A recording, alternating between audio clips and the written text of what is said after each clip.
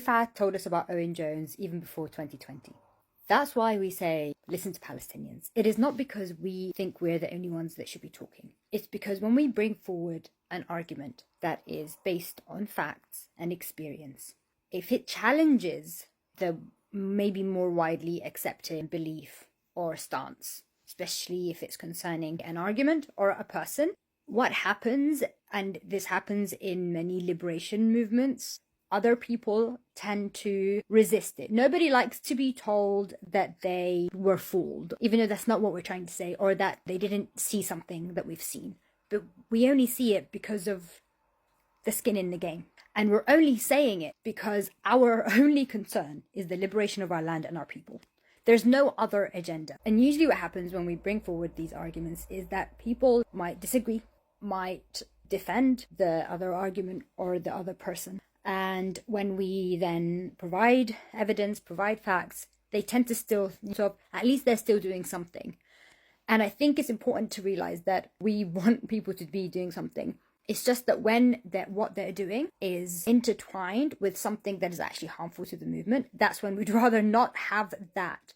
And that's what gatekeeping is. That's what controlled opposition is. That's why it's intertwined. That's why people don't see it. Today, Owen posted that he did an interview with Shail. Shail is a settler. He's a Zionist. He loves the blue and white. He served in the IOF. He has told us on X that he did very bad things when he was in the IOF. He's known for some other quite horrendous acts towards women and girls. The main point is that he was platformed because he has recently began to call out the crimes of the blue and white colony and to finally call this a genocide after 18 months of doing the opposite. And I have not watched this interview because I refuse to give Owen another view and more money than he is already earning off of our blood and bones. But everybody remembers Sidra, who was hanging from the wall of her home that was bombed by the settler colony that this man loves. And this is what he had to say about that.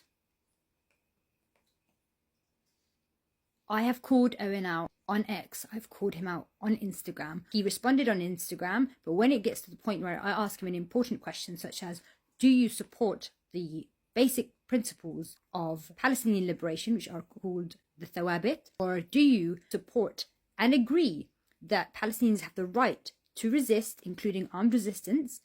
He does not answer. And he condemns the resistance, I think, every day.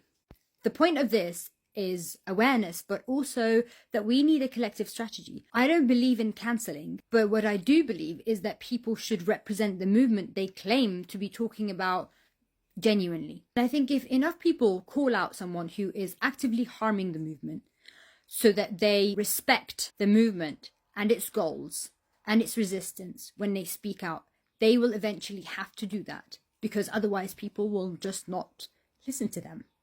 There's got to be a middle ground, but what he's doing right now is extremely harmful.